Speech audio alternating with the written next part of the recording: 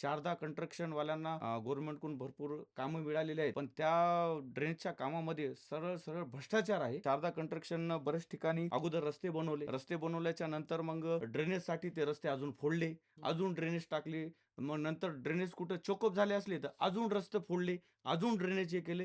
ह्याच्यामध्येच त्यांनी भ्रष्टाचार करून भारतीय जनता पार्टीचा तर भरपूर असा तमाशाच बघायला सर्वांना मिळालेला आहे. आणि पैशाचा महापूर नांदेडमध्ये 100% बीजेपी राबवणारच आहे. कारण त्यांच्याकडे हा पैसाच आहे, त्यांच्याकडे तर धनशक्ती आहेच आहे, परंतु 25-30 वर्षापासून त्यांच्या घरातच सत्ता आहे. किंवा नांदेडचा कारभारी जो आहे तो बदलून चिखलकर साहेबांना नेतृत्व देऊन त्यांना एकदा काम करण्याची नांदेडमध्ये संधी देण्यात यावी.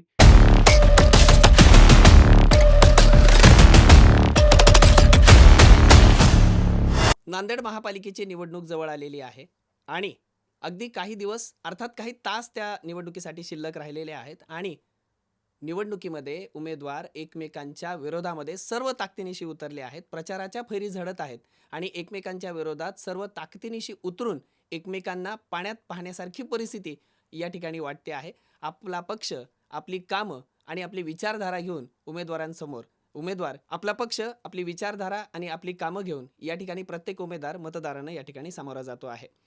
आज आपण आपल्या स्टुडिओमध्ये अशाच एका उमेदवाराला या ठिकाणी बोलावलेलं आहे. नमस्कार, मी मुरलीधर हंबर्डे. बोला नांदेडच्या या पॉडकास्टमध्ये आपल्या सगळ्यांचं मनपूर्वक स्वागत. निवडणूकची ही सिरीज आपण सुरू केलेली आहे आणि महापालिकेच्या निवडणुकीला सामोरे जाताना अनेक उमेदवारांना आपण या ठिकाणी बोलावतो आहोत. आजही आपल्यासमोर या ठिकाणी उमेदवार आहेत, उमेदवारांचे प्रतिनिधी या ठिकाणी आहेत. आपण त्यांची ओळख करून घेऊयात. प्रभाग क्रमांक 19 मधून प्रियंका सुनील अनंतवार या राष्ट्रवादी पक्षाच्या उमेदवार आहेत आणि त्यांचे उमेदवार प्रतिनिधी आणि त्यांचे पती सुनील अनंतवार या ठिकाणी आहेत. दोघांचंही या कार्यक्रमामध्ये मनपूर्वक स्वागत. ताई, तुम्हाला अगदी सुरुवातीला प्रश्न या ठिकाणी विचारतो आहे. राष्ट्रवादी पक्षाकडून तुम्हाला उमेदवारी या ठिकाणी मिळालेली आहे, तुमचा प्रचार जोरात आहे, निवडणूक काही दिवसांवर या ठिकाणी येऊन ठेपलेली आहे. राष्ट्रवादी काँग्रेसचा प्रचार सध्या कसा चालू आहे? आमचे तर काम तर व्यवस्थित चाललेलं आहे. राष्ट्रवादीचे नेते चिखलीकर साहेबांनी आम्हाला उमेदवारी दिलेली आहे. राष्ट्रवादी काँग्रेसतर्फे अधिकृत उमेदवार म्हणून आम्हाला हे केलेलं आहे. आम्ही घरोघरी जात आहोत, त्याच्यामुळे आम्हाला प्रतिसाद तर चांगला व्यवस्थित भेटत आहे. सगळ्यांची इच्छा तर आहे आपलं कॉयचं पक्ष हे करावं म्हणून, राष्ट्रवादीचं उमेदवार उभे आहोत यावर्षी म्हणून. ओके. नक्कीच या ठिकाणी आपण विश्वास व्यक्त करताय की तुम्ही घरोघरी जाऊन भेटताय, वातावरण सकारात्मक आहे. तुम्हाला या ठिकाणी मी प्रश्न विचारतोय. सर, मला सांगा, आपल्या पत्नी या ठिकाणी राष्ट्रवादी काँग्रेस पक्षाकडून या ठिकाणी उमेदवारीसाठी यावेळी आहेत आणि नांदेड दक्षिणमध्ये राष्ट्रवादी काँग्रेस पक्ष हा शिवसेनेसोबत तुमची युती आहे. तुम्हाला काय वाटतं की शिवसेनेसोबत जाताना, अर्थात शिवसेना शिंदे गटासोबत जाताना आपल्याला कितपत फायदा होईल या निवडणुकीला सामोरे जाताना? आपल्या नांदेडच्या महानगरपालिकेच्या सार्वत्रिक निवडणुकीमध्ये शिवसेनेसोबत आमचे जिल्ह्याचे नेते यांनी युती केलेली आहे आणि नांदेड दक्षिणमध्ये शिवसेनेसोबत युती केल्यामुळं 100% त्याचा फायदा हा राष्ट्रवादीला आणि शिवसेनेला 100% होणारच आहे. कारण का, माननीय प्रताप पाटील चिखलीकर साहेब यांचा मागील तुम्ही नगर परिषदेमध्ये जर तुम्ही विचार केला असता तर जवळपास 3 नगर परिषदा हा राष्ट्रवादी काँग्रेस पार्टीकडून आलेल्या आहेत आणि एक युती शिंदे गटासोबत युती करून मुखेडची सुद्धा सीट नगराध्यक्षाची ही आलेली आहे. आणि जवळपास नांदेड जिल्ह्यामध्ये 71 नगरसेवक हे राष्ट्रवादी काँग्रेस पार्टीचे झालेले आहेत. आणि भविष्यामध्ये नांदेडमध्ये महापालिकेमध्ये शिवसेना आणि राष्ट्रवादीच्या युतीचा झेंडा फडकेल आणि महापौर हा राष्ट्रवादीचा होईल, असं मला या ठिकाणी सांगावंसं वाटत आहे. ताई, तुम्हाला या ठिकाणी विचारतो, शिवसेनेसोबत जाताना तुम्हाला फायदा होईल असं वाटते का? शिवसेनेसोबत जाताना आम्हाला नक्कीच फायदा होईल हे तर. ओके. ठीक आहे. मी या ठिकाणी तुम्हाला पुढे प्रश्न विचारतो की या महापालिकेच्या निवडणुकीला सामोरे जात असताना अनेक प्रश्न शहरांमध्ये आहेत. आजवर अशी ओरड होते की अनेक लोकांनी इथे काम केलं नाही, अनेक प्रश्न पेंडिंग आहेत. तुम्हाला काय वाटतं की या शहरामधले कुठले प्रश्न अजून बाकी आहेत जे प्रश्न सुटायला पाहिजे होते? आता महानगरपालिकेच्या निवडणुकीदरम्यान आपण जर माझ्या प्रभागाचा जर विचार केला, प्रभाग क्रमांक 19 मध्ये, तर जवळपास 30 ते 35 वर्षापासून आमच्या इकडे गोरे, काकडे, मोरे, काळे हेच नगरसेवक यांच्याच अवतीभोवती राजकारण फिरत आहे आणि नवीन माणसाला संधीच मिळत नाही. आणि प्रभागाचा विकासाचा जर विषय आपण जर घेतलात, तरी जुने नगरसेवक जे आहेत, ते आता काम करण्यासाठी आतुरतेनं कधी समोर आलेलेच नाहीत. कारण का आपण प्रभागाचा जर विचार केला, तर भरपूर असे मुद्दे आहेत. रस्त्याचं काम अद्यापपर्यंत कुठेही झालेले नाहीत पाहिजे तसे. आता आपला कवठा नागापासून रवीनगरचा जो रस्ता आहे, तो एकदम अलिप्त बनवलेला आहे. ट्रॅफिक एकदम जास्त आणि रस्ता एकदम छोटा. आणि प्रत्येक प्रभागामधल्या नगरामध्ये छोट्या-छोट्या ड्रेनेजचा अजूनही प्रॉब्लेम सॉल्व्ह झालेला नाही. शारदा कंस्ट्रक्शनवाल्यांना गव्हर्नमेंटकडून भरपूर कामं मिळालेली आहेत. पण त्या ड्रेनेजच्या कामामध्ये सरळ-सरळ भ्रष्टाचार आहे आणि कुठेही चांगल्या प्रकारे आतापर्यंत काम कुठं झालं नाही. अमृत 2 योजना ही शहरमध्ये सर्वकडं आपण बघत आहोत. शारदा कंस्ट्रक्शननं बऱ्याच ठिकाणी अगोदर रस्ते बनवले. रस्ते बनवल्याच्या नंतर मग ड्रेनेजसाठी ते रस्ते अजून फोडले. अजून ड्रेनेज टाकले. मग नंतर ड्रेनेज कुठं चोकअप झाले असले, तर अजून रस्ते फोडले. अजून ड्रेनेज हे केले. ह्याच्यामध्येच त्यांनी भ्रष्टाचार करून फक्त रस्त्यावर रस्ता, ड्रेनेजचं डबल-डबल काम आणि सर्व पूर्ण आता स्ट्रीट लाईट असो, बहुतेक आमचा नवीन कवठा असो, मोठे-मोठे आता नवीन आपला विकसित भाग होत आहे सिडकोचा. या ठिकाणी स्ट्रीट लाईटसुद्धा नाहीत. गलीमध्ये छोट्या-छोट्या नाल्या, कचरा साफ करण्यासाठी काही व्यवस्थापन महापालिकेकडे नाही आणि जवळपास 3 वर्ष झालं नगरसेवक कोणी नसल्यामुळं प्रभागामध्ये लक्ष देणारं, केंद्रित करणारं कोणीच नाही. त्यामुळं आता जर विकास करायचा असेल, तर इथल्या मतदारांनी नवीन चेहऱ्यांना संधी देऊन विकासाचं काम ह्यांच्याकडून करून घेतलं पाहिजे. अनंतवार सर, तुम्ही सांगताय की विकास झाला नाही. तुम्ही एका कन्स्ट्रक्शन कंपनीवर या ठिकाणी आरोप करताय, नेतृत्वावर या ठिकाणी आरोप करताय. मग राष्ट्रवादी काँग्रेस पक्षाचं कुठला अजेंडा आहे, कुठलं विजन आहे, या सगळ्यांना प्रश्नांना सामोरं जाताना तुम्ही कशाप्रकारे सामोरं जाताय किंवा मतदारांना सामोरं जाताना कुठली आश्वासनं तुम्ही देताय? आता ह्यावेळेस जे आहे, लोहा कंधारचे लोकप्रिय आमदार माननीय प्रताप पाटील चिखलीकर साहेब यांच्या नेतृत्वावर विश्वास करून आताच आपण नगर परिषदेमध्ये जे आपण भरघोस नगरसेवक हे निवडून जे आलेले आहेत, त्याचाच एक भाग म्हणून नांदेडमध्ये कुठेतरी आपले सगळे मतदार आणि जनता जनार्दन हे राष्ट्रवादीचा मोठा चेहरा प्रताप पाटील चिखली म्हणून पाहत आहेत आणि त्यांना जर भविष्यामध्ये जर मंत्रिपदाची संधी आहे असं आम्हालाही वाटत आहे. त्यामुळं चिखलीकर साहेबांच्या विश्वासावर आम्ही सार्थ ठरवून पूर्ण नगरसेवक राष्ट्रवादीचे निवडून आल्याच्या नंतर एक विकासाचा चेहरा नांदेडमध्ये जर म्हणला तर चिखलीकर साहेबांचं नेतृत्व आहे. त्यामुळं सर्वांनी चिखलीकर साहेबांकडे पाहून मतदारांनी जागृत होऊन कुठेतरी आता विकासाचा नांदेडमध्ये जे काय रखडलेला विकास आहे, हा चिखलीकर साहेब हे कारभारी आमचं जे वचननामा आहे त्याच्यामध्येच नांदेडचा कारभारी बदला हाच आमचं घोषवाक्य समोरचं आहे आणि नक्कीच कारभारी बदलल्याच्या नंतर नांदेडचा जो रखडलेला विकास आहे, तो 100% पूर्ण होणार आहे. नक्कीच या ठिकाणी तुम्ही तुमच्या नेतृत्वाबद्दल विश्वास व्यक्त करताय. मी तुम्हाला थेट प्रश्न असा या ठिकाणी विचारणार आहे. प्रतापराव पाटील चिखलीकर यांच्या नेतृत्वामध्ये तुम्ही राष्ट्रवादी काँग्रेस पक्षाकडून उमेदवारी घेतलेली आहे आणि निवडणुकीला सामोरे जात आहात. प्रतापराव पाटील चिखलीकर यांच्या नेतृत्वावर तुम्हाला किती विश्वास आहे? एक माझा पहिला प्रश्न आहे आणि जोडून त्यालाच माझा असा प्रश्न आहे. तुम्ही म्हणताय की नांदेडचा कारभारी बदलायला हवा. तर नांदेडचा कारभारी कोण होता, त्याच्याकडून काय झालं नाही आणि नवा कोण पाहिजे तुम्हाला? आता आपण नांदेडच्या राजकारणामध्ये दिग्गज जर चेहरा म्हणलं तर चव्हाण कुटुंब आहे. कारण भारताचे गृहमंत्री माननीय आणि शंकरराव चव्हाण साहेब यांच्याच नेतृत्वामध्ये नांदेडचं राजकारण सुरू झालेलं आहे आणि त्यांच्याच विश्वासावर आपले महाराष्ट्राचे 2 वेळेस मुख्यमंत्री असलेले माननीय अशोकरावजी चव्हाण साहेब यांनी जवळपास 40-50 वर्षापासून सत्ता आपल्या नांदेडची त्यांच्या जवळच ठेवलेली आहे आणि या सत्तेमध्ये आता मागे आपण बघलं असेल 2008 मध्ये बराचसा आपला नांदेडच्या विकासासाठी भारताचे पंतप्रधान मनमोहन सिंग यांनी भरपूर असा निधी आपल्या नांदेड शहराकरता दिला होता. पण त्याचा पुरेपूर फायदा ह्या नांदेडवासियांना झालेला नाहीये.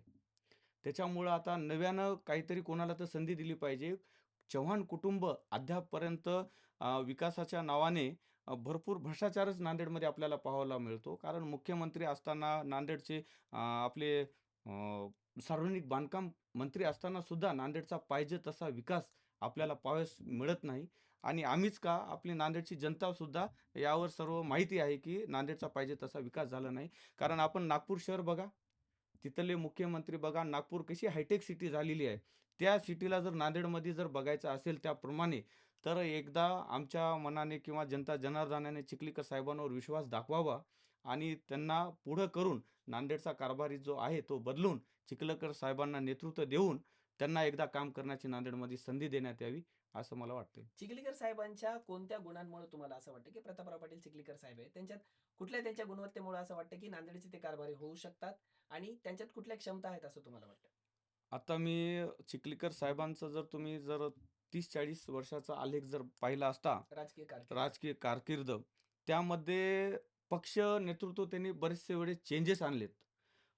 पक्ष बदलल्यामुळं काही लोक असे आमदार होणाऱ्यांना नाकारतात. हम्म. पण नांदेडमध्ये आपल्या मराठवाड्यात म्हणलं तर चालते, हम्म. की असा चेहरा आहे की कोण्याही पक्षामध्ये उभा टाकला तरी तो निवडून येणारच. हम्म. मग ह्या जनतेचा जो विश्वास आहे हम्म. की त्यासाठी पक्ष सुद्धा चिखलीकर साहेबांना कोणी पक्ष म्हणून पाहिलंच नाही. फक्त विकासाचा चेहरा म्हणून प्रताप पाटील चिखलीकर यांना पाहिलं जातं आणि ज्या पक्षामध्ये त्यांनी नेतृत्व केलं त्या पक्षाला त्यांनी पुढे नेण्याचं काम केलेलं आहे असं मला वाटते. नक्कीच. पुढचा प्रश्न मी या ठिकाणी अर्थात प्रियंकाताईंना या ठिकाणी विचारतो आहे. प्रियंकाताई, तुम्ही या ठिकाणी स्वतः उमेदवार आहात आणि आपण नांदेड दक्षिणमधून या ठिकाणी शिवसेनेसोबत युतीमध्ये आहात. तुम्हाला काय वाटतं की शिवसेनेसोबत आपण युती केलेली आहे, आत्ताच सर या ठिकाणी म्हणाले की आम्हाला शिवसेनेच्या सोबत युती केल्यावर फायदा होईल. राष्ट्रवादी आणि काँग्रेस मिळून किती सीट तुम्ही निवडून याल असं तुम्हाला वाटतं? वाटते मला. राष्ट्रवादी काँग्रेसच्या आणि शिवसेनेच्या 50 सीट तरी निवडून येतील अशी खात्री आहे आम्हाला. नक्कीच. तुम्ही या ठिकाणी विश्वास दाखवतायत त्या की 50 सीट निवडून येतील असं तुम्ही म्हणताय या ठिकाणी. राष्ट्रवादी काँग्रेसचा महापौर होईल असं तुम्हाला वाटतं का? 100% राष्ट्रवादी काँग्रेस पार्टीचीच सत्ता. कारण शिवसेना युती असल्यामुळे शिवसेनेसोबत दोन्ही पक्षाच्या मिळून जवळपास 51 जागा 100% महापालिकेमध्ये निवडून येतील आणि राष्ट्रवादीचाच महापौर हा नांदेडमध्ये सर्व महापालिकेमध्ये तुम्हाला बघायला मिळेल. अनंतवर सर, या ठिकाणी तुम्ही विश्वास व्यक्त करता तुमच्या नेतृत्वाबद्दल आणि पक्षाबद्दल सुद्धा, तुमच्या विचारधारेबद्दल. मी तुम्हाला असं विचारेन की नांदेडमध्ये नव्हे संपूर्ण राज्यामध्ये यावेळी गेल्या काही दिवसांपासून पक्षापक्षांमध्ये बंडाळी झाली. एका पक्षाचे उमेदवार दुसऱ्या पक्षात जाणे वगैरे फोडाफोडी झाली. हे सगळं गेल्या काही वर्षांपासून आपण संपूर्ण राज्यभरामध्ये बघतोय आणि नांदेडही त्याला काही अपवाद राहिलं नाही. नांदेडचे एक मोठे नेते काँग्रेसमधून भारतीय जनता पक्षामध्ये गेले आणि खूप मोठे बदल नांदेडमध्ये सुद्धा या ठिकाणी झाले. तर सगळ्याच पक्षांवर असा सध्या आरोप जनतेमधून या ठिकाणी होतो आहे. मीडियामध्ये सातत्याने आपण ती चर्चा बघतो की प्रत्येक पक्षाने पक्षातल्या लोकांना, स्थानिकच्या लोकांना डावलून बाहेरून आलेल्यांना तिकीट या ठिकाणी दिलेलं आहे, असा आरोप सगळ्या पक्षांवर होतो आहे. या आरोपाकडे तुमच्या पक्षाच्या बाबतीत तुम्ही कसं पाहता? आता ह्या वेळेस तर आपण भारतीय जनता पार्टीचा तर भरपूर असा तमाशाच बघायला सर्वांना मिळालेला आहे. कारण काय या 8-10 दिवसामध्ये भारतीय जनता पार्टीवर नाराज झालेले रस्त्यावर उतरून लोकांनी आपले आपले काय शब्दरचना पक्षाबद्दल आहे ती मांडलेली आहे. कधी-कधी पैशाचा विषय करत आहेत बीजेपी बद्दल. कधी-कधी चांगले नेतृत्व करणाऱ्याला बरेचसे असे चेहरे आहेत दिग्गज, की त्यांना भारतीय जनता पार्टीनं डावलून दुसऱ्यांना संधी दिलेली आहे. त्याच्यामध्ये काही माजी नगरसेवक आहेत आणि भरपूर नाराजीचा सूर आहे आणि ते नाराज होऊन इतर पक्षामध्ये जाऊन त्यांनी आपली शिवसेनेमध्ये असेल किंवा इतर पक्षामध्ये त्यांनी उमेदवारी मिळवलेली आहे नाराज होऊन. तर राष्ट्रवादी पक्षामधून असा कोणी नाराज होऊन दुसऱ्या पक्षात गेलं, असं तर मी तर सध्या तर ऐकलेलं नाही. कारण राष्ट्रवादी पक्षाने कोणालाही नाराज होऊ दिलं नाही. आता आमचंच उदाहरण बघा, आम्ही सामान्य कुटुंबातील व्यक्ती आहोत आणि आमच्यावर राष्ट्रवादी पक्षानं काहीतरी दाखवलं, आमच्या सामाजिक कार्याची काहीतरी दखल घेतली आणि आम्हाला त्यांनी न्याय दिलेला आहे. त्यामुळे आम्ही तरी समाधानी आहोत. तुम्ही समाधानी आहात, पण एक सातत्याने सर एक ओरड होते की राष्ट्रवादी पक्षाने बाहेरून आलेल्या उमेदवारांना बऱ्यापैकी नांदेडमध्ये काही ठिकाणी उमेदवारी दिलेली आहे. कसं समर्थन करता या बाबतीत पक्षाचं? नाही, आता आपण जर पाहत असाल, तर इतर पक्षामध्ये 100% नाराज लोकं जे आहेत, पक्षानं नाकारला असन किंवा बाहेरून जे नवीन आलेत आणि मधात इन्व्हॉल्व होऊन तिकीट घेतलेत. पण राष्ट्रवादी काँग्रेस पार्टीचा जर विचार केला असता, तर बाहेरून येणाऱ्यांची संख्या बरीचशी कमी आहे. जे स्थानिक लोकं जे काम करतात, जे ग्राउंड लेव्हलवर काम केलेले आहेत, अशा लोकांना बरीचशी चिखलीकर साहेबांना मोहनरावजी हंबर्डे साहेब असतील किंवा शहर जिल्हाध्यक्ष प्रकाशजी पोकर्णा असतील, यांनी सर्वांना चांगली संधी दिलेली आहे या ठिकाणी. अनंतवार सर, गेल्या अनेक वर्षांपासून जवळजवळ 20 वर्षापासून आपण सामाजिक क्षेत्रामध्ये काम करता. अ, अ, आपण दोघंही पती-पत्नी या ठिकाणी सामाजिक कार्यामध्ये बऱ्याच वर्षांपासून आहात. काय अनुभव आहे आजपर्यंतचा आणि आजपर्यंतची जी सामाजिक कार्य होती, कुठले-कुठले उपक्रम तुम्हाला राबवता आले आणि या उपक्रमांचा आत्ता निवडणुकीमध्ये मतदारांना सामोरे जाताना कसा फायदा होतोय तुम्हाला? मी जवळपास 20 वर्षापासून मी राजकीय कारकिर्दीमध्ये आहे आणि मी शिवसैनिक म्हणून स्टार्टिंगपासून काम पाहिलेलं आहे आणि युवा सेनेचा शहर प्रमुख म्हणून सिडको विभागाचा मी पद भोगलेलं आहे.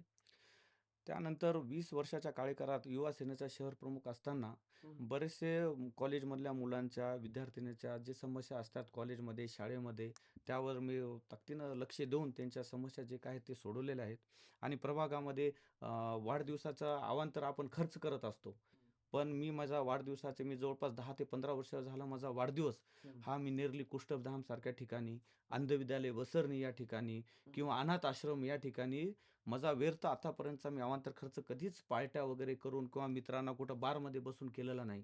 मी पूर्ण माझा वाढदिवसाचा आत्तापर्यंतचा दरवर्षीचा खर्च हा नेरली कुष्ठधाम इथं कुष्ठरोग्यांसोबत मी साजरा केलेला आहे. निवासी अंध विद्यालय वसरणी इथे मी त्यांना जे अंध विद्यालयामध्ये जे विद्यार्थ्यांना लागणारं जे सामान असते, साबण असो, पेस्ट असो, असे प्रत्येक ठिकाणी भरपूर असं जे हिवाळ्यामध्ये त्यांना रग असेल, ते असेल, अशा बऱ्याच ठिकाणी मी अनाथ आश्रममध्ये बऱ्याच ठिकाणी मदत केलेली आहे आणि हेच माझं सामाजिक योगदान आहे. आणि नवीन कवठ्यामध्ये मी राहत असताना जवळपास जेवढेही महापुरुष आहेत, ज्यांच्या जयंत्या साजऱ्या होतात, ते मी सर्व समाजाला घेऊन त्या सर्व महापुरुषाच्या जयंत्या साजऱ्या केलेल्या आहेत. आणि रक्तदान शिबिर असोत, आरोग्य शिबिर असोत आणि तुम्हाला तर माहीत आहे रक्त हा कारखान्यात तयार होत नाही. होय. त्याच्यामुळं माणसाला रक्तदान करण्याशिवाय पर्याय नाही. रक्तदान केलं तर भरपूर जणांना त्याचं योगदान मिळतं आणि रक्तदान शिबिरामध्ये बी मी भरपूर जणांना रक्तदान शिबिर घेऊन रक्तदान करायला हे केलेलं आहे. आरोग्य शिबिरामध्ये भरपूर जणांना फायदा करून दिलेला आहे आणि मी 14 एप्रिलच्या डॉक्टर बाबासाहेब आंबेडकर यांच्या जयंती निमित्तानं डोळ्याची मागे तपासणी केली होती पूर्ण डॉक्टरांची टीम बोलून आणि जवळपास शेकडो जणांनी त्याच्यामध्ये सहभाग नोंदवून आपल्या डोळ्याची चांगली तपासणी करून घेऊन गोळ्या, औषध आणि चष्मे हे एकदम माफक दरामध्ये मी दिलेले आहेत. तुम्ही सांगताय तुमचा सामाजिक कार्याचा आलेख खूप मोठा आहे, विस्तृत आहे. 20 वर्षामध्ये तुम्ही अनेक ठिकाणी होतात आणि तुमच्याकडे ज्यावेळी आम्ही सातत्याने पाहतो, त्यावेळी जात, धर्म, पंथ, संप्रदायाच्या पलीकडे जाऊन तुम्ही सर्वांना मदत करता. हा विशिष्ट जातीचा किंवा विशिष्ट धर्माचा भेद तुम्ही कधीही करत नाही. अशी एक बरोबर. तुमच्याबद्दल लोकांमध्ये एक जनभावना आहे आणि आत्ता मतदारांना सामोरं जाताना तुमच्या या सामाजिक कार्याचा फायदा कसा होतोय तुम्हाला? 100% आता मी नवीन कवठ्यामध्ये सांगतो तुम्हाला, मागील 20 वर्षाखाली आमच्या नवीन कवठ्यामध्ये एक बुद्धविहारचा प्रश्न होता. हं. तिथं 2 प्लॉट होते. ते आत्तापर्यंत बुद्धविहारसाठी जागा लागलेली नव्हती. हं. पण मी तिथल्या माझे मित्रपरिवार जे आहेत, ते अच्छा. बरेचसे बौद्ध समाजातील माझं सर्व जाती धर्माशील जे आहेत, ते सर्व मित्र परिवार माझा आहे आणि ही बौद्ध जातीचे भरपूर नेते आहेत. आमच्या नवीन कवठ्यामध्ये भरपूर जण काम करतात. पण ह्या बुद्धविहार आपल्या नावावर बुद्धविहारची जागा नाही, ही याची जाणीव बौद्ध समाजातील काही नेत्यांना झाली नाही आणि मी कलाल समाजाचा असून 8 दिवसामध्ये मोहनराव हंबर्डे आमदार असताना त्यांच्याकडून मी ही मागणी लावून धरली, की ह्या बुद्धविहारची जी 2 प्लॉटची ओपन स्पेस जागा आहे, ती बुद्धविहारच्या नावानं लागली पाहिजे आणि त्याचं टॅक्स पावती वगैरे त्या नावानं आली पाहिजे. म्हणून मी भूमिका घेतली आणि माननीय आमदार मोहनरावजी हंबर्डे साहेबांनी महापालिकेला पाठपुरावा करून माझी ती मागणी मान्य केली आणि ती 2 ओपन प्लॉट जे होते, आज साकेत बुद्धविहाराच्या नावाने लागलेत. त्यामुळं बौद्ध समाजातील लोकं माझा खूपच मोठा आदर करतात, की आपल्या समाजाचा नसून सुनील अनंतवर यांनी आपल्यासाठी हे मोठं योगदान दिलेलं आहे. जी जागा 20 वर्षापासून बुद्धविहाराला लागली नाही, ती जागा सुनील अनंतवानं लावून देण्यामध्ये मोठा हात आहे, असं ते मानतात आणि मला आदरानं, सन्मानानं इज्जत देतात. ते नक्कीच खूप चांगली गोष्ट आहे. एखादा माणूस समाजामध्ये काम करत असताना कुठलीही जात न पाहता ज्यावेळी काम करतो, त्यावेळी ते काम खरंच सकारात्मक असतं. हे ऐकून निश्चित मलाही या ठिकाणी आनंद झाला. मी या ठिकाणी तुम्हाला विचारतो, मगाशी बोलताना तुम्ही असं म्हणालात, "मी खूप सामान्य कुटुंबातून आहे. खूप गरीब कुटुंबातून मी या ठिकाणी आलेलो आहे." आणि तुम्ही राष्ट्रवादीने तुम्हाला उमेदवारी दिलेली आहे. सामाजिक कार्यातही तुम्ही सक्रिय आहात. प्रतापराव पाटील चिखलीकर यांनी उमेदवारी देताना सर्वसामान्य घरातली, पण ज्यांच्याबद्दल समाजामध्ये आस्था, आदर आहे, अशा लोकांना उमेदवारी दिलेली आहे, असं तुमच्या स्वरूपाने तुम्हाला वाटतं का? बरोबर आहे. एकदम 100% कारण मी सामान्य कुटुंबातील आहे. माझ्या वडिलांचा फक्त आणि दूध विक्रीचा व्यवसाय होता. त्या व्यवसायातूनच आम्ही समोर आलेले आहेत आणि ह्या 15-20 वर्षाच्या काळामध्ये आपण सामाजिक कार्यामध्ये स्वतःला वाहून टाकलेलं आहे. कारण आपण पैसा वगैरे काही कमवला नाही, पण मोलाची माणसं कमवलेली आहेत आणि त्यांना लोकांच्या हृदयामध्ये आपलं स्थान मी निर्माण केलेलं आहे आणि तिकीट देते वेळेस पक्षाने 100% विचार केलेलाच असेल, की आपला सामाजिक काय काम आहे. म्हणजे प्रत्येक उमेदवाराकडे पैसाच असेल असा विषय नाही आहे. सामान्य माणूस जर पैसा नसेल, पण त्याची प्रतिमा जी लोकांमध्ये चांगली आहे, त्याच्याबद्दलची भावना चांगल्या आहेत, असं जर पक्षांना कळलं, तेव्हाच ते संधी देतात आणि तीच संधी मला चिखलीकर साहेबांना मला दिलेली आहे. त्याबद्दल मी त्यांचं अजूनही अभिनंदन करतो आणि आभार मानतो. तुम्ही आता म्हणताय की मला पक्षानं या ठिकाणी सर्वसामान्य असून सुद्धा या ठिकाणी उमेदवारी दिली. तुम्ही जे आत्ता बोललात तुम्ही त्यावरच तुमचा आता प्रश्न मी तुम्हाला या ठिकाणी घेतोय. एका बाजूला नांदेड शहरामध्ये पैशाचा भरमसाठ पाऊस या ठिकाणी पडतो आहे. असे अनेक पक्ष आहेत जे उघड-उघड पैशाविषयी बोलताना आता दिसतायत आणि नांदेड महापालिकेची निवडणूक किंवा महानगरपालिकेची निवडणूक हा लोकांसाठी खूप नांदेडमध्ये कोट्यावधींचा व्यवहार होता असं एक दबक्या आवाजामध्ये बोललं जातं. पण तुम्ही म्हणताय की मी सामान्य आहे.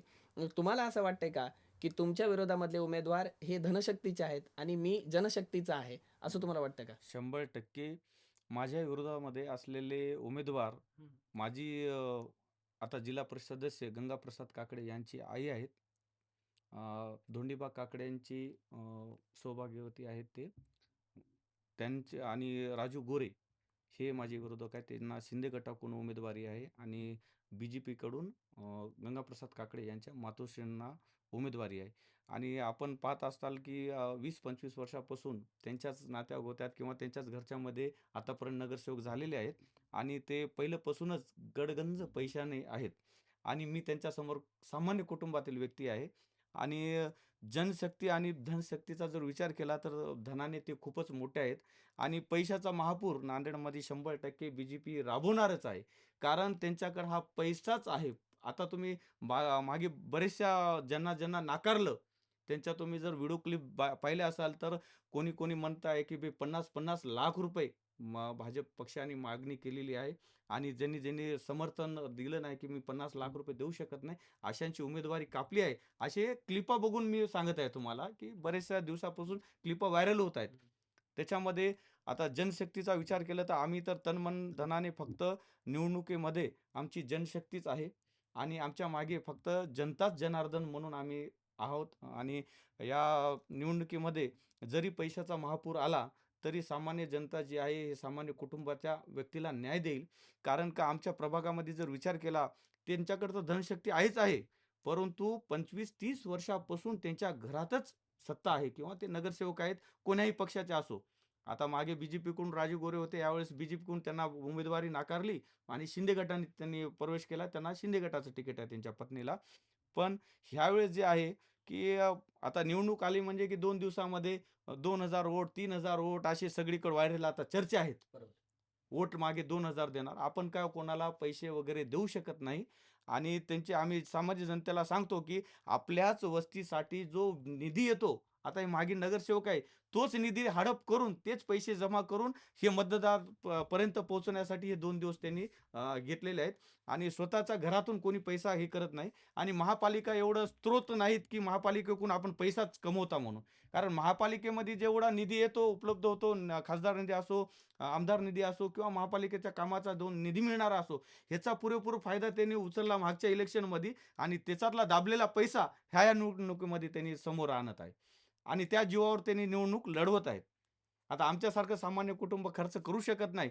फक्त जनता जनार्दन आणि एक सामान्य कुटुंबातला हा चेहरा आहे आणि लोकं जे आहेत आमच्या प्रभागामधले गोरे, काकडे यांना कदरलेले आहेत. आता मी प्रभागामध्ये फिरत असताना ह्यावेळेस लोकांकडून आम्हाला प्रतिसाद भेटत आहेत. आम्ही त्यांना कदरलोत. आता आम्हाला कुठेतरी नवीन चेहरा पाहिजे आणि तुमचा चांगला चेहरा आमच्या समोर येत आहे. तुमचं सामाजिक योगदान खूप चांगलं आहे. असं लोकांकडून आम्हाला प्रतिसाद येत आहे. त्याबद्दल मी लोकांचा खूप खूप धन्यवाद मानतो, की लोकांना बी आमच्याबद्दल काहीतरी कळवळ आहे. कुठपर्यंत आपण 25-30 वर्षापासून यांना बघितलं पाहिजे. कधीतरी नवीन चेहऱ्यांना संधी दिली पाहिजे. असं जनता जनार्दनाचं मत आहे. तुम्ही स्वतःबद्दल इतका मोठा विश्वास व्यक्त करताय आणि तुम्ही सांगताय की माझी जी निवडणूक आहे ते धनशक्तीच्या विरोधात आहे आणि मी जनशक्ती घेऊन समोर चाललोय. माझं बरोबर. सामाजिक काम या ठिकाणी बोलतोय आणि लोक मला त्याचा प्रतिसाद देतात असं तुम्ही म्हणताय. शेवटचा प्रश्न तुम्हाला विचारतोय, की तुम्ही ज्या आता उमेदवारांचं तुमच्या विरोधकांच्या वेगवेगळ्या पक्षांच्या उमेदवारांचं नाव घेतलंय आणि तुम्ही सांगता सुद्धा आहे, की ते पैशाने खूप मोठे आहेत आणि धनाची ताकद त्यांच्यामागे खूप मोठी आहे. आणि तुम्ही म्हणताय, की माझं सामाजिक कार्य घेऊन मी माझ्या पत्नीला उमेदवारी मिळालेली आहे, ती मी सामोरं घेऊन जातोय असं तुमचं बरोबर. मत आहे. अनंत पवार सर तुम्हाला किती मोठं आव्हान वाटतं या तुमच्या विरोधकांचं? किती तुल्यबळ तुम्हाला ते वाटतात? आता मी त्यांना लोकांचा जर प्रतिसाद बघलं, तर मी त्यांचं आव्हान मला आहे, मला असं वाटतच नाही. त्याचं कारण असं आहे, मी जेव्हा प्रभागामध्ये फिरलो, अजूनही 70-80% टक्के ठिकाणी विकास कुठे दिसलाच नाही. ह्या 15-20 वर्षामध्ये. आता आपलं सिडको शहर बघत आहात, बहरत आहे. पूर्ण आपल्या नवीन कवठ्याच्या बाजूलाच आय-जी ऑफिस असेल, पी-आर असेल, पुन्हा मार्केट असेल मोठं, पूर्ण विकसित. आता कोर्टसुद्धा नवीन तिथे येत आहे. आणि आपण गल्ली बोळात बघत आहे, स्ट्रीट लाईटसाठी सामान्य कुटुंबातल्या लोकांना डायरेक्ट आता कॉल, नगरसेवकाला कोणी कॉल करत नाही आता. लोकं त्यांना कदरलेत आणि लोकं नगरसेवकाला यावेळेस गेलेला फोन करत नाहीत. काही अडचण आली, आमच्या सामान्यसारख्या कार्यकर्त्याला, "सुनील भाऊ, हे ड्रेनेजचं इथं काम आहे आणि ड्रेनेजची गाडी बोलवा. हे नालीचं इथं काढणारे लोकं आले नाहीत. हे नालीचे लोकं बोलून नाली काढून घ्या." असे लोकं आमच्यापर्यंत येत आहेत. आणि मी नगरसेवक नसताना मागे तुम्ही बघितलं असेल, की नवीन कवठ्यामध्ये 70-80 जणांना पाण्याचा, 70-80 कुटुंब आमच्या नवीन कवठ्यात असे होते, की त्यांना 10 वर्षापासून पाण्याचा नळसुद्धा आता उपलब्ध नव्हता. तर मागे मी एक आंदोलन केलं आणि त्या आंदोलनाचीच जाग प्रशासनाला आली आणि नवीन पाईपलाईन करून 70 जणांना आम्ही इथं पाण्याची सुविधा करून दिलेली आहे. त्याबद्दल बी लोकांनी माझं खूप खूप अभिनंदन केलेलं आहे, की तुम्ही काही नसताना एवढं काम करू शकता. जर तुम्हाला आम्ही महापालिकेत पाठवलं, तर तुम्ही खूप काही काम करू शकता.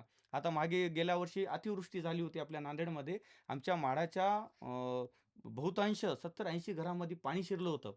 तर मी रात्री 8 वाजच्या सुमारास त्या काळी आपले डॉक्टर रईस म्हणून उपायुक्त होते महापालिकेचे. त्यांना स्वतः मी म्हाडा कॉलनीमध्ये बोलवून त्यांच्यासोबत पूर्ण टीम होती. 8 वाजता डॉक्टर रईस उपायुक्त महापालिकेचे त्यांना गुडघाभर पाण्यामध्ये उभं करून आमचे पूर्ण म्हाडावासियांची मी दशा दाखवली आणि नंतर सरकारकडून जे मानधन मिळालं, तर माझ्यामुळं म्हाडा कॉलनीमधल्या 70-80 घरांना 10,000 हजार रुपयाचं योगदान पहिली वेळेस माझ्यामुळं मिळालं. माझ्यामुळं मी का म्हणत आहे, कारण काय इतर नगरसेवकांना आतापर्यंत कुठं काय कोणाच्या घरात पाणी शिरलं, काय कोणाचं काय नुकसान झालं, काय कधी त्यांनी पाहिलंच नाही. हं. आणि आपण ग्राउंड लेव्हलवर काम करत असताना आपल्याला लोकांबद्दल तत्परता आहे. कारण आम्ही बी 30 वर्षाखाली नवीन कवठ्यामध्ये गुडघ्या-गुडघ्या चिखलामध्ये राहणारे आहेत. त्यामुळे आम्हाला तिथल्या लोकांचा अनुभव आहे आणि त्या ठिकाणी जेव्हा अडचण असेल, त्या त्या ठिकाणी तेव्हा जर मदत केली, तर त्या लोकांच्या मनामध्ये आपली चांगली प्रकारे आस्था असते. म्हणून आम्ही ग्राउंड लेव्हललाच काम करतो. नक्की तुम्ही स्वतःबद्दल, पक्षाबद्दल एवढा विश्वास दाखवताय ती खूप महत्त्वाची बाब आहे. अ, खूप विविध प्रश्नांवर आपण या ठिकाणी यात चर्चा केली. तुम्ही जे तुमच्या प्रभागामध्ये ज्या अडचणी आहेत त्याविषयी तुम्ही बोललात. नांदेडचं एकंदरीत जे नेतृत्व आहे त्याच्यामध्ये बदल हवा. प्रतापराव पाटील चिखलीकर नवे कारभारी म्हणून आले पाहिजे असं म्हणताय. जास्तीत जास्त जागा निवडून येतील, 50 जागा निवडून येतील असं तुम्ही म्हणताय. तुमचा महापौर होईल हाही विश्वास तुम्ही या ठिकाणी व्यक्त करताय आणि त्यासोबतच तुम्ही निवडणुकीला सामोरे जाताना एक नवा अजेंडा घेऊन, नवं व्हिजन घेऊन तुम्ही सामोरे जाताय आणि तुमची जी जनशक्तीची ताकद आहे, गेल्या 20 वर्षातला तुमचा जो संपर्क आहे किंवा लोकांसोबत तुमचं जे एकंदरीत जो सहवास राहिलेला आहे, तो लोकांसाठी फलदायी राहिलेला आहे, तुमच्यासाठी आनंददायी राहिलेला आहे आणि त्या माध्यमातून तुम्हाला सामाजिक काम करता आलेलं आहे. याविषयी आपण या ठिकाणी बोललात. आज आपण निवडणुकीला सामोरे जाताय. प्रचारामध्ये आपण सध्या आहात. एवढा वेळातला वेळ काढून आपण या ठिकाणी आलात आणि हा वेळ आम्हाला इथे बोला नांदेडसाठी आपण दिलात आणि विविध प्रश्नावर आपण तुमच्या प्रभागातल्या लोकांच्या मनात जे सातत्याने प्रश्न होते त्यावर आपण बोललो. आपल्या दोघांचे मी खूप आभार व्यक्त करते की बोला नांदेडच्या स्टुडिओमध्ये येऊन आमच्याशी आपण दिलखुलास गप्पा मारल्यात. मनःपूर्वक आभार. धन्यवाद. मी पण आपणास बोला नांदेडला आणि तुमच्या पूर्ण टीमला मनःपूर्वक धन्यवाद देतो, की आमच्यासारख्या जनसामान्य लोकांना इथं बोलून आमची तुम्ही जी काही मुलाखत घेतली त्याबद्दल मी मनःपूर्वक तुमचे आभार व्यक्त करतो. धन्यवाद.